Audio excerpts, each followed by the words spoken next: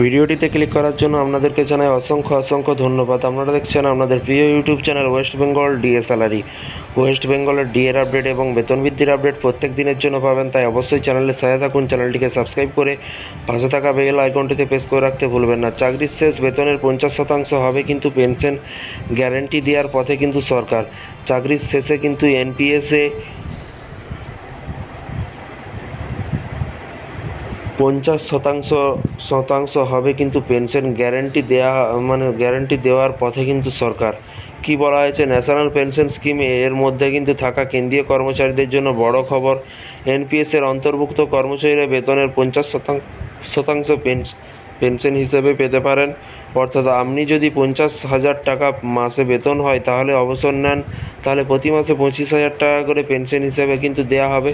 এরই পাশাপাশি বলা হয়েছে পুরনো যে pension scheme, old pension scheme রয়েছে তা নতুন করে বহাল নাও করতে পারে। তবে এনপিএস নিয়ে কিন্তু কেন্দ্রীয় সরকারি কর্মচারীদের চিন্তা দূর করতে বড়সড় সিদ্ধান্ত নিল মোদী সরকার। কী সিদ্ধান্ত নিয়েছে? কেন্দ্রীয় কর্মচারীদের দীর্ঘদিন ধরে কিন্তু ওপিএসের দাবি জানাচ্ছেন। এই অবস্থায় বড়সড় সিদ্ধান্ত নিতে পারে অর্থমন্ত্রক, যাতে বড় সংস্থার কেন্দ্রীয় সরকারি কর্মচারীরা উপকার হয়।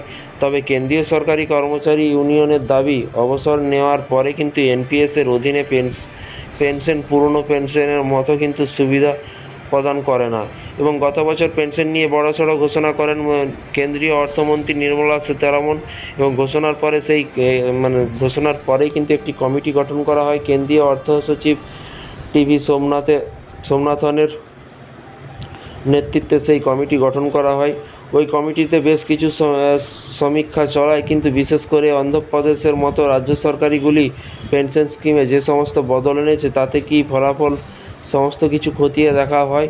এমনকি কীভাবে দেশের পেনশন বিষয়টি অর্থ সচিব টিভি সোমনাথনের নেতৃত্বে কমিটি খতিয়ে দেখে, এবং সাম্প্রতিক সেই রিপোর্ট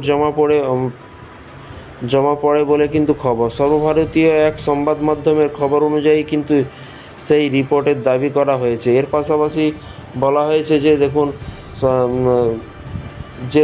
যে সরকার শীঘ্রই 25 থেকে 30 বছর ধরে চাকরি করছেন কর্মচারীদের চূড়ান্ত বেতনে 50% গ্যারেন্টি দিতে পারে।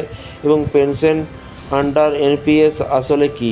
ন্যাশনাল পেনশন সরকারের একটি সামাজিক সুরক্ষা স্কিম, যেখানে চাকরির সময় একটি নির্দিষ্ট পরিমাণ বিনিয়োগ করা যায়। এক্ষেত্রে অবসরের পরে সংশ্লিষ্ট কর্মী নিরাপত্তা পান। এতে কিন্তু কর্মচারীদের বেতনের 10% জমা পড়ে। অন্যদিকে কেন্দ্রীয় সরকার 14% দেয়।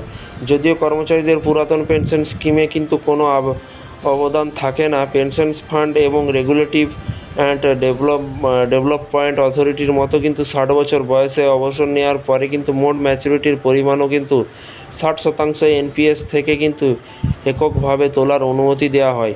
বলে রাখা প্রয়োজন, আগামী বাজেটে এই বিষয়ে কিন্তু বড় ঘোষণা করতে পারে নির্মলা সীতারামন। তো ফ্রেন্ডস, বিষয়টি বুঝতে পারছেন। এই ছিল আজকে একটি ছোট্ট আপডেট। পেনশন নিয়ে কিন্তু যারা চিন্তায় আছেন তাদের কোনো চিন্তা নেই, কারণ পেনশন নিয়ে কিন্তু এই বাজেটে বড় আপডেট দিতে চলেছে কেন্দ্রীয় সরকার এবং রাজ্য সরকার। ভিডিওটি ভালো লাগলে একটি লাইক করবেন। এই ধরনের আপডেট পেতে চ্যানেলটিকে ফলো করবেন, চ্যানেলটিকে সাবস্ক্রাইব করে পাশে থাকা বেল আইকনটিতে প্রেস করে রাখতে ভুলবেন না। থ্যাংক ইউ ভিডিওটি এতক্ষণ দেখার জন্য।